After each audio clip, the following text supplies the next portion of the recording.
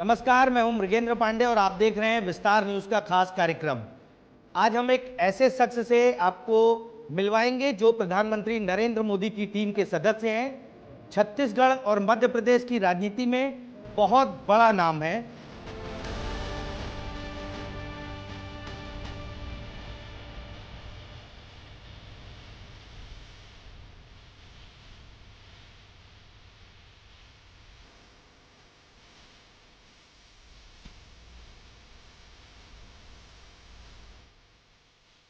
तो आज हम पूर्व मंत्री, वर्तमान सांसद बृजमोहन अग्रवाल जी के साथ हैं। बृजमोहन अग्रवाल जी का काफ़ी व्यस्त शेड्यूल रहता है, प्रधानमंत्री नरेंद्र मोदी की टीम के अहम सदस्य हैं और कई रिकॉर्ड हैं। बृजमोहन जी, सांसद बनने के बाद क्या लग रहा है, छत्तीसगढ़ की पॉलिटिक्स और देश की पॉलिटिक्स दोनों में क्या अंतर समझ में आ रहा है और प्रधानमंत्री नरेंद्र मोदी के साथ काम करने का अनुभव कैसा रहा आपका? देखिए, पहले हम पिछले 35 सालों से मध्य प्रदेश की राजनीति में, छत्तीसगढ़ की राजनीति में थे और ये कह सकते हैं कि पहले हम तालाब में तैरते थे, अब समुद्र में तैरने का अनुभव आ रहा है। और मोदी जी जो पूरे विश्व के नेता हैं और मोदी जी ने पिछले 11 सालों में पूरे देश की तस्वीर और तकदीर को बदला है। आम आदमी के जीवन में उन्होंने परिवर्तन लाया है, चाहे वो किसान हो, चाहे वो नौजवान हो, चाहे वो मजदूर हो, चाहे महिलाएं हों, सबके लिए उन्होंने योजनाएं लाई हैं और योजनाएं लाकर उनके जीवन में बेहतरी और खुशहाली लाने की कोशिश की है और जीवन को आसान बनाने की कोशिश की है। और देश तेज़ी से आगे बढ़ रहा है। जो लोग घर विहीन है, एक आम आदमी का, एक गरीब आदमी का सपना होता है कि जीवन में उसका अपना एक घर हो और पूरे देश में 5 करोड़ से ज़्यादा लोगों को उन्होंने घर उपलब्ध करवाया है। महिलाएं जो पहले लकड़ी में खाना बनाती थी, सौर सुजला योजना के माध्यम से उनके जीवन में खुशहाली लाई है और उनके जीवन में खुशहाली लाकर और धुएं से उनको मुक्त किया है। दूषित पानी पीने के कारण लोग बीमार होते हैं, तो जल जीवन मिशन के माध्यम से हर घर में, हर गरीब के घर में नल से जल की योजना उन्होंने प्रारंभ की है। आम आदमी के घर में अगर कोई बीमार पड़ जाए, कोई एक्सीडेंट हो जाए, तो उसका इलाज करने में लोग परेशान हो जाते थे, यहाँ तक कि लोग आत्महत्या कर लेते थे। 5 लाख रुपए तक का इलाज आयुष्मान योजना में मुफ्त में हो रहा है। और इतना ही नहीं, जो लोग 70 साल से ज़्यादा के हैं, वो किसी भी स्तर के हों, उनका सबका मुफ्त में इलाज होगा, तो उनके जीवन में भी खुशहाली लाने की कोशिश की है। ऐसे अन्य 92 से ज़्यादा योजनाएं हैं, जिन योजनाओं के माध्यम से आम आदमी के जीवन को सरल, सुलभ, सहज और खुशहाल बनाने की कोशिश मोदी जी ने की है। और ये सब हमको सीखने के लिए मिल रहा है। अब हमको एक बड़े कैनवास में चित्र बनाने का अवसर मिला है और देश, राष्ट्रीय और अंतर्राष्ट्रीय मुद्दों को सोचने, समझने और उसका निराकरण कैसे होता है, इसकी भी समझ हमारी बढ़ रही है। तो मेरे लिए खुशकिस्मती है कि मोदी जी ने सांसद का टिकट देकर और दिल्ली अपने पास बुलाया है और बुलाने के बाद में अच्छा सीखने का और काम करने का अवसर मिला है। आपने कहा कि बड़ा कैनवास है इस लोकसभा में पहुंचने का। मेरा सवाल है कि आप 8 बार के विधायक हैं। अभी मैं आपके बंगले पर बैठा था तो एक किताब पढ़ रहा था विधानसभा की। 8 बार कोई विधायक नहीं रहा, उसके बाद आप सांसद चुने जाते हैं। लेकिन छत्तीसगढ़ को लेकर, छत्तीसगढ़ में जो भी भाजपा के प्रभारी बने वो शीर्ष पे गए, चाहे नरेंद्र मोदी जी की बात की जाए, जेपी नड्डा जी की बात की जाए, राजनाथ सिंह। छत्तीसगढ़ से कैबिनेट मंत्री नहीं बनाया जा रहा है। और दूसरा, आपके लोगों को बहुत उम्मीद थी कि बृजमोहन जी इतने सीनियर हैं तो उनको मंत्री बनाया जाएगा। क्या लगता है, इसके पीछे क्या समीकरण है? कुछ पार्टी ने मुझे बहुत कुछ दिया है। 8 बार मुझे विधायक बनाया, 5 बार मुझे मंत्री बनाया, 9वीं बार मुझे सांसद बनाया। और सबसे बड़ी बात तो यह है कि जनता का प्यार, स्नेह, आशीर्वाद और अपनापन इतना ज़्यादा मिला कि कभी भी ऐसा बहुत कम होता है कि हर चुनाव में बढ़ते हुए वोट से जिताना। जब मैं 8वां चुनाव विधानसभा का लड़ने का पार्टी ने मुझे निर्देश दिया तो छत्तीसगढ़ में सबसे ज़्यादा वोटों से यहाँ की जनता ने जिताया।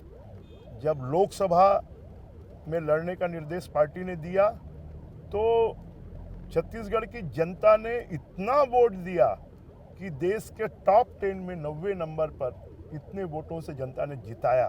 तो मैं ये मानता हूँ कि जनता का जो प्रेम, आशीर्वाद और अपनापन है उससे बड़ी कोई चीज़ होती नहीं है। और पार्टी जब जहाँ जैसा निर्देश देती है, जैसा उपयोग करना चाहती है, वैसा जो जिम्मेदारी देती है उसको मैं निभाने की हमेशा कोशिश करता हूँ। और मैं तो अपने आप को सौभाग्यशाली मानता हूँ कि भारतीय जनता पार्टी में आकर और पार्टी ने इतना सम्मान दिया है। जहाँ तक केंद्रीय मंत्री और इसकी बात है तो मुझे लगता है कि जो पद है वो तो आने जाने वाला है, परंतु जो सम्मान है वो परमानेंट होता है। लेकिन आपके जो लोग हैं उनकी नज़र में तो आप रोल मॉडल हैं, आइकॉन हैं। देश के कई राज्यों में एक साथ चुनाव हुए, मध्य प्रदेश, राजस्थान, छत्तीसगढ़, और पहली बार के विधायकों को मुख्यमंत्री बना दिया जाता है। आप इतने सीनियर हैं, आपको मंत्री बनाया गया। और ऐसा नहीं है, छत्तीसगढ़ का जब गठन हुआ उस समय भी आप मुख्यमंत्री के दावेदार थे जब 2003 में सरकार आई। क्या लगता है कि मुख्यमंत्री नहीं बनाने के पीछे कुछ जातिगत फैक्टर है, या बृजमोहन अग्रवाल इतने एग्रेसिव हैं, इतने ज़्यादा वोटों से जीतते हैं, वो फैक्टर है, या बड़े नेता जो दिल्ली में बैठे नेता हैं उनसे तालमेल नहीं हो पाना, वो फैक्टर है? ऐसे कोई भी फैक्टर नहीं है। जो फैक्टर है वो पार्टी जब जिसका उपयोग करना चाहती है, जैसा उपयोग करना चाहती है, पार्टी नए खून को लाना चाहती है, तो पार्टी उपयोगिता के आधार पर और पार्टी को आगे बढ़ाना, पार्टी की नीतियों को आगे बढ़ाना, पार्टी के साथ में नए खून को जोड़ना, इसके बेस पर पार्टी निर्णय करती है। और पार्टी जो भी निर्णय करती है वो हमेशा हमें सिरोधार्य होता है। मतलब आप मान लिए हैं कि अब पार्टी में नए नेताओं को ही आगे बढ़ना है और पुराने जो आपके जैसे, क्योंकि एक दो नेता नहीं है, आप हैं और आपके जैसे अमर अग्रवाल हो गए और अजय चंद्राकर हो गए, तमाम बड़े नेता हैं जो विधायक तो हैं। राजेश मूणत को भी आप आपसे खैर वो जूनियर भी हैं, लेकिन वो उन लोगों का कुछ यूटिलाइजेशन पार्टी नहीं कर पा रही जो विधायक हैं। आज वो खाली बैठे हैं और तमाम तरह के आप ऐसा कैसे बोल सकते हैं यूटिलाइजेशन नहीं कर पा रही है? पार्टी के जितने कार्यक्रम आते हैं उन कार्यक्रमों में सभी सीनियर नेताओं को लगातार पूरे प्रदेश में दौरे पर भेजा जाता है। पार्टी की योजनाओं में, पार्टी के चुनाव में उनका पूरा उपयोग किया जाता है, चाहे घोषणा पत्र बनाना हो, चाहे मुद्दों के मामले बनाने हों, चाहे पार्टी के नीति कार्यक्रम के मामले में निर्णय करना हो। तो पार्टी सबका, जिसका जहां पर उपयोग हो सकता है, पार्टी सबका उपयोग करती है। और मुझे लगता है कि नए और पुराने दोनों के कॉम्बिनेशन के आधार पर पूरी पार्टी चल रही है और इसीलिए भारतीय जनता पार्टी को लगातार सफलता मिल रही है। एक महत्वपूर्ण सवाल है, पूर्व गृह मंत्री रहे ननकी राम कंवर जी, वो नाराज चल रहे हैं सरकार के कामकाज से। युवा मोर्चा के जो प्रदेश अध्यक्ष रहे भगत जी, वो नाराज चल रहे हैं। तो क्या लग रहा है कि आदिवासी मुख्यमंत्री होने के बावजूद आदिवासी वर्ग का जो भाजपा का लीडरशिप है वो नाराज चल रहा है? देखिए, इसमें कोई नाराजगी या खुशी की बात नहीं होती है। पार्टी के जो सीनियर लोग होते हैं उनका एक सोच होता है और उस सोच के आधार पर वो अपनी बात करते हैं। तो वो अपनी बात कर रहे हैं, इसमें कोई बुराई नहीं है। बीजेपी में लोकतंत्र है और लोकतंत्र में हर किसी को अपनी बात कहने का अधिकार है और उसी के तहत ननकी राम कंवर जी ने भी अपनी बात कही। लेकिन बात सुनी नहीं जा रही है। अभी कलेक्टर कॉन्फ्रेंस हुई। एक दिन में किसी भी बात का निर्णय एक दिन में नहीं होता है। मुझे लगता है जो भी ननकी राम कंवर जी, क्योंकि बहुत सीनियर हैं और वो हमेशा मुद्दे की बात करते हैं, तो निश्चित रूप से माननीय मुख्यमंत्री जी, पार्टी और सरकार उनकी बातों के ऊपर में ध्यान देगी और उनकी बातों के ऊपर में ध्यान देकर उसके ऊपर में जल्दी निर्णय करेगी। ये जो छत्तीसगढ़ में मंत्री बनाए गए, 3 नए मंत्री बनाए गए, उसमें एक मंत्री शिक्षा मंत्री बनाया गया, वो विभाग आपके पास था। तो क्या ये मंत्रियों को बनाने में वरिष्ठ, क्योंकि आप जैसे बहुत सारे वरिष्ठ लोग भी हैं, आप लोगों की राय ली जाती है या दिल्ली से तय हो जाता है, या मुख्यमंत्री जी आप कहेंगे? पार्टी का अपना एक सिस्टम है और उस सिस्टम के आधार पर पार्टी में निर्णय होते हैं और इसलिए पार्टी के निर्णयों पर प्रश्न चिन्ह लगाना ये उचित नहीं है। नए शिक्षा मंत्री जी को बधाई दी हैं आप, क्योंकि आपने मैंने बहुत बार बधाई दी है। मैंने तो जिस दिन वो चुने गए उसी दिन मैंने बधाई दी। मेरी कल भी उनसे बात हुई है। वो हमारे आपने जब आप शिक्षा मंत्री थे 33,000 शिक्षकों की भर्ती की बात कही थी, तो क्या उस दिशा में सरकार अभी चल रही है? सरकार आगे बढ़ रही है। मुख्यमंत्री जी ने अभी पिछले दिनों ही 5,000 शिक्षकों की भर्ती की घोषणा की और उसकी प्रक्रिया भी शुरू हो गई है। 6-7 पत्र आपने भी लिखा अलग अलग समय पे, अलग अलग उसमें, उन पत्रों का कुछ निराकरण हुआ, कुछ समाधान निश्चित निकला? रूप से मेरे पत्र के आधार पर 2700 शिक्षक जिनको निकाल दिया था उनको फिर से उनकी भर्ती की गई। बाकी कामों में प्रक्रिया चल रही है।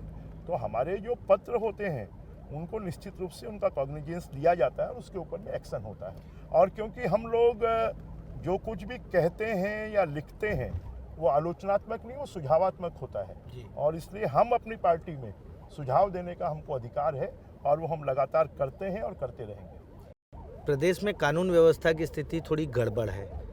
कवर्धा की बात कर लीजिए, महासमुंद की बात कर लीजिए, राजनांदगांव विवाद की स्थिति है, नशे का कारोबार है। क्या लगता है कि पुलिसिंग को और मजबूत करने की ज़रूरत है, या जो प्रशासनिक सिस्टम है उसको मजबूत करने की ज़रूरत है? क्या समझते हैं आप? देखिए, कांग्रेस के 5 साल में पूरे सिस्टम को उन्होंने कोलैप्स कर दिया था और उसके बाद में 1 साल तक पहले विधानसभा चुनाव, फिर लोकसभा चुनाव, फिर उसके बाद में उपचुनाव, फिर उसके बाद में नगरीय चुनाव, पंचायतों के चुनाव, ये सब लगातार चलते रहे। और अभी आप देखेंगे कि कल ही माननीय मुख्यमंत्री जी ने कलेक्टर, एसपी और आईएफएस की कॉन्फ्रेंस ली है और उसमें कड़े निर्देश दिए हैं। मुझे लगता है कि कांग्रेस को तो इस पर चर्चा करने का अधिकार ही नहीं है। और क्योंकि कांग्रेस के ज़माने में तो इतनी बुरी हालत थी कि रायपुर को लोग रायपुर नहीं चाकोपुर कहने लगे थे। अब धीरे धीरे कर सब चीज़ों पे नियंत्रण हो रहा है और आने वाले समय पर और तेज़ी से नियंत्रण होगा। अगला जो चुनाव होगा, आप लोकसभा का लड़ेंगे या विधानसभा का? पार्टी जो निर्णय करेगी। नहीं, आपकी कुछ प्राथमिकता नहीं, होगी? इसमें हमारी प्राथमिकता नहीं होती है, क्योंकि हम पार्टी के कार्यकर्ता आज से नहीं हैं। बचपन से संघ के कार्यकर्ता, फिर स्टूडेंट लीडरशिप में विद्यार्थी परिषद के कार्यकर्ता, फिर नौजवानी में युवा मोर्चे के कार्यकर्ता और उसके बाद में 90 से लगातार विधायक। इसलिए हमारे बारे में, हमारे भविष्य के बारे में निर्णय लेने का अधिकार पार्टी को है, संगठन को है, शीर्षस्थ नेताओं को है। वो जो निर्णय लेते हैं वो निश्चित रूप से वो निर्णय हमारे हित में ही लेते हैं और उस निर्णय को हम स्वीकार करते हैं। भाजपा में 2 लीडर टॉप पर हैं, प्रधानमंत्री नरेंद्र मोदी और गृह मंत्री अमित शाह। दोनों की कार्यशैली को आप लगातार देख रहे हैं पिछले 1.5 साल, पौने 2 साल से। आपको क्या लगता है कि कौन ज़्यादा विजनरी है और किसमें निर्णय लेने की जो क्षमता है, एकदम स्ट्रांग निर्णय लेने की, वो कौन है? देखिए, पूरा देश और पूरा विश्व, मोदी जी हमारे देश के ऐसे नेता हैं जिन्होंने पूरे देश का विश्वास जीता है और 1 बार नहीं, 2 बार नहीं, 3 बार लोगों ने उनको प्रधानमंत्री बनाने के लिए बीजेपी को वोट दिया है। और अगर मैं ये कहूँगा तो उनके अगर कोई विश्वसनीय जो देश के गृह मंत्री हैं जिनके ऊपर में बहुत बड़ी जिम्मेदारी है, तो इसमें बीजेपी कलेक्टिव लीडरशिप के आधार पर चलती है। इसलिए सब लोग मिलकर प्रधानमंत्री जी के नेतृत्व में, उनके मार्गदर्शन में काम करते हैं।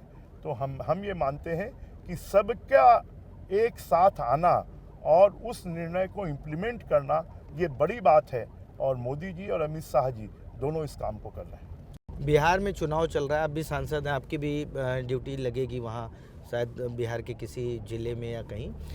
क्या लगता है कांग्रेस जो वोट चोर, गद्दी छोड़ या वोट चोरी के मुद्दे को लेकर आगे बढ़ रही है, उस पर बिहार की जनता मैंडेट देगी? निश्चित रूप से मेरी ड्यूटी लग गई है। मैं वहाँ पर लालगंज और हाजीपुर में 2 विधानसभाओं की मुझे जिम्मेदारी दी गई है और मैं कल ही पटना पहुँच जाऊँगा और अपनी जिम्मेदारी को संभालूँगा, क्योंकि प्रदेश की जनता ने, बिहार की जनता ने वहाँ पर जंगल राज को देखा है और उसके बाद में बीजेपी और नीतीश कुमार जी, मोदी जी और नीतीश कुमार जी की जोड़ी के काम को भी देखा है और बिहार जंगल राज से बाहर निकलकर विकास के रास्ते पर आया है।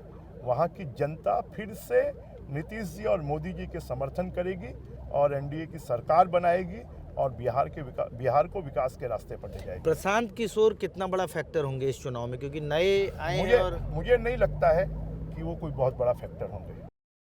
इसके अलावा जो बीजेपी और एनडीए जो कैंपेन कर रही है उसमें लालू के शासन और नीतीश कुमार के शासन को कर रहे हैं। पिछले 20 साल से नीतीश कुमार ही मुख्यमंत्री है, तो क्या लालू के 20 साल पहले के शासन को बताकर आप जनता को कुछ वो कर सकते हैं?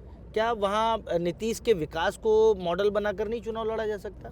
नीतीश के विकास को ही, एनडीए के विकास को ही मोदी जी और नीतीश की जोड़ी ने जो बिहार को में विकसित किया है उसी को बताकर वहाँ पर चुनाव लड़ा जा रहा है।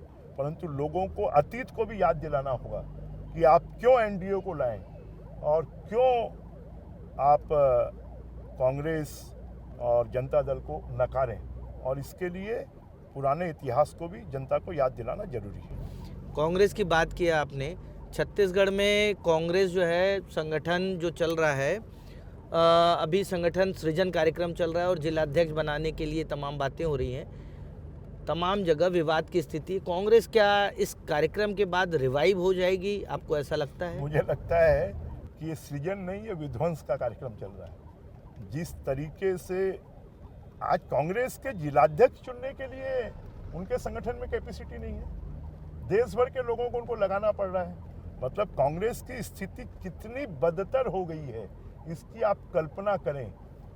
और जो पार्टी अपने एक जिले के अध्यक्ष को स्वयं नहीं चुन सकती तो उनके पूरा सिस्टम फेल हो गया है और इसे सृजन नहीं होने वाला है, विध्वंस होने वाला है। लेकिन राहुल गांधी कह रहे हैं कि जिलाध्यक्ष को मजबूत करेंगे, विधानसभा लोकसभा की टिकट देंगे, इसलिए हम ऐसे लोगों को ला रहे हैं जो डेडिकेटेड हों। तो क्या ये लगता है राहुल गांधी इसमें सफल हो पाएंगे, क्योंकि पूरे देश में कर रहे हैं ये काम? वो कितना भी करें, देश की जनता ने कांग्रेस को, कांग्रेस के नेतृत्व को, राहुल जी को नकार दिया है। आपको छत्तीसगढ़ में भाजपा की राजनीति का चाणक्य माना जाता है। भूपेश बघेल और कांग्रेस के तमाम नेताओं से आपके बहुत अच्छे संबंध रहे, क्योंकि आप पॉलिटिकल उस तरीके से दुश्मनी नहीं निभाते जो व्यक्तिगत होती है। क्या सलाह देना चाहेंगे उनको, क्योंकि उनकी सरकार में बहुत सारे घोटाले हुए और तमाम लोग अब जेल में जा रहे हैं, उनके बेटे भी जेल में हैं? देखिए, राजनीति में कोई किसी का दुश्मन नहीं होता है। विपक्ष जो है वो अपना काम करता है, पक्ष अपना काम करता है, और इसलिए हमने मध्य प्रदेश की राजनीति में कुशाभाऊ ठाकरे, सुंदरलाल पटवा, कैलाश जोशी, प्यारेलाल खंडेलवाल, नारायण प्रसाद गुप्ता, इनके साथ में हमने काम किया है। उनका कहना होता था कि आप अगर मंत्री हैं, आपसे कोई विधायक क्वेश्चन पूछ रहा है तो आपका दुश्मन नहीं है, वो अपना काम कर रहा है और आपको जागृत कर रहा है, आपको सजग कर रहा है, और इसलिए राजनीति में कभी कोई दुश्मन नहीं होना चाहिए। तो छत्तीसगढ़ की राजनीति में भी जो पुराने नेता हैं उनसे हमारे संबंध आज के नहीं है, मध्य प्रदेश के ज़माने से हैं, कॉलेज की राजनीति के ज़माने से हैं। और भूपेश जी की सरकार में जो प्रदेश के विकास की बजाय लूट मार हुई, भ्रष्टाचार हुआ, लोगों का शोषण हुआ, और राजनीतिक सरकार चलने की बजाय ब्यूरोक्रेटिकल सरकार चली और उसमें ब्यूरोक्रेट्स भी भ्रष्टाचार में शामिल हो गए, और उससे पूरे छत्तीसगढ़ का जो सरकार का सिस्टम है वो पूरी तरह बैठ गया। और मैं तो यही कहना चाहूँगा कि उनको जो गलतियाँ की है उस पर पश्चाताप कर आगे सुधार करना चाहिए, और सुधार कर हमको सबको मिलकर छत्तीसगढ़ को कैसे हम बेहतर बना सकते हैं, छत्तीसगढ़ के लोगों के जीवन में कैसे हम खुशहाली ला सकते हैं, छत्तीसगढ़ का गांव, गरीब, किसान, नौजवान, महिलाएं, मजदूर, उसका जीवन कैसे सुलभ और सुखी हो सकता है, इस दिशा में हमको सबको मिलकर काम करना चाहिए। विपक्ष का काम सिर्फ आलोचना करना नहीं है। अगर कोई काम सरकार अच्छा करती है तो उसकी तारीफ करिए, और कोई खराब काम करती है और आपको कोई कमी लगती है तो उसमें आप सुझाव दीजिए। ये विपक्ष का काम होना चाहिए, और हमको सबको मिलकर, क्योंकि अब हम छत्तीसगढ़ का सिल्वर जुबली मना रहे हैं, 25 साल पूरा कर रहे हैं, तो हम सब इस बात का संकल्प लें, चाहे वो पक्ष हो चाहे विपक्ष हो, कि हम छत्तीसगढ़ को सुजलाम सुफलाम बनाएंगे, और छत्तीसगढ़ को 2047 में विकसित भारत के साथ साथ विकसित छत्तीसगढ़ बनाएंगे। और यहाँ के आम लोगों के जीवन को खुशहाल बनाएंगे। ये संकल्प हम सबको लेना चाहिए। छत्तीसगढ़ की 25 साल की यात्रा में इकलौते आप हैं जो एक भी चुनाव नहीं हारे, लगातार जीते। छत्तीसगढ़ के लोगों के लिए एक आपका संदेश, और दूसरा इसी से आखिरी सवाल रहेगा मेरा कि जो वर्तमान सरकार चल रही है उसके कामकाज से आप कितने संतुष्ट हैं? देखिए, छत्तीसगढ़ अपने 25 साल पूरा कर रहा है। आज हमारा छत्तीसगढ़ देश का सबसे तेजी से विकसित होने वाला राज्य है। आज हमारी राजधानी रायपुर पूरे देश का सबसे तेजी से विकसित होने वाला शहर है। मैं आम जनता से इसी बात का आग्रह करूंगा कि सरकार की जो योजनाएं हैं, उन योजनाओं का फ़ायदा, जिनके लिए योजनाएं बनी हैं उन तक ये फ़ायदा पहुँचे, और जो जनता की समस्याएं हैं वो सरकार तक पहुँचे। मीडिया को भी इस काम में लगना चाहिए, सिर्फ आलोचना के काम में नहीं। सरकार की कमियों को उजागर करे और सरकार की योजनाओं को जनता तक पहुंचाए और जनता को फ़ायदा मिले। और जनता से भी और जितने सामाजिक संगठन हैं उनसे भी मैं आग्रह करूंगा कि छत्तीसगढ़ जब 25 साल का हो रहा है, जब एक नौजवान हो रहा है, तो छत्तीसगढ़ के भविष्य को गढ़ने की जिम्मेदारी हम सब की है। आओ हम सब मिलकर छत्तीसगढ़ को विकसित छत्तीसगढ़ बनाएं। 25 साल में डबल इंजन की सरकार आने के बाद एक बहुत बड़ा बदलाव आ रहा है। बस्तर में नक्सलवाद समाप्त हो रहा है। क्या बस्तर में नक्सलवाद समाप्त हो जाएगा तो उसके विकास को आप किस तरीके से देखते हैं, और वहाँ के युवाओं को रोजगार और तमाम चीज़ों को आप, क्योंकि अब आप केंद्र में भी बैठे हैं, वहाँ से भी आपकी जिम्मेदारी हो जाती है सांसद होने के नाते? देखिए, 25 साल पूरे हो रहे हैं और ये 25 साल हमारे लिए स्वर्णिम 25 साल हैं कि छत्तीसगढ़ आज से नहीं, पिछले 40-45 सालों से अगर छत्तीसगढ़ का सबसे बड़ा कोई दंश था तो वो नक्सलवाद था, और आज वो समाप्त हो रहा है। मैं तो प्रधानमंत्री जी को, गृह मंत्री अमित शाह जी को, प्रदेश के मुख्यमंत्री विष्णुदेव साय जी को इस बात के लिए धन्यवाद भी देना चाहता हूँ, बधाई भी देना चाहता हूँ। बस्तर की जनता को भी मैं धन्यवाद और बधाई देना चाहता हूँ कि नक्सलवाद की समाप्ति में उनका पूरा सहयोग मिल रहा है। और छत्तीसगढ़ का एकमात्र बड़ा हिस्सा अगर कोई था जो पूरी तरह आदिवासी क्षेत्र है, जहाँ के रहने वाले लोग सीधे साधे सरल लोग हैं, जंगल का क्षेत्र है, दुरूह क्षेत्र है, और उसी का फ़ायदा उठाकर नक्सलवाद वहाँ पर पनपा था। अब नक्सलवादियों को, नक्सलवाद को ये समझ में आ गया है कि या तो वो सरेंडर करें, मुख्य धारा में आ जाएं, या वो मरने के लिए तैयार हों। और इसलिए नक्सलवादी गुटों में भी आपसी विवाद चल रहा है और बड़ी संख्या में जो आइडेंटिफाई बड़े नक्सलवादी हैं वो भी मारे गए हैं। अब नक्सलवादी सरेंडर कर रहे हैं, अपने हथियार सौंप रहे हैं, और उसके माध्यम से हमारा छत्तीसगढ़, जो हमारा 2047 में विकसित छत्तीसगढ़ बनाने का संकल्प है, वो अब नक्सलवाद की समाप्ति के साथ पूरा होगा। तो छत्तीसगढ़ से नक्सलवाद समाप्त होगा। ये थे हमारे साथ सांसद बृजमोहन अग्रवाल, जो कह रहे थे कि प्रधानमंत्री नरेंद्र मोदी के विज़न को सभी सांसद मिलकर आगे ले जा रहे हैं। छत्तीसगढ़ में जिस तरीके से डबल इंजन की सरकार चल रही है उसमें विकास कार्य हो रहे हैं, और वो क्योंकि काफ़ी सीनियर हैं, उनका पार्टी हर स्तर पर इस्तेमाल कर रही है और उन सभी नेताओं को साथ लेकर चल रही है जो पार्टी के लिए काम कर रहे हैं, पार्टी के लिए समर्पित हैं। आज की चर्चा को यहीं विराम देते हैं। नमस्कार।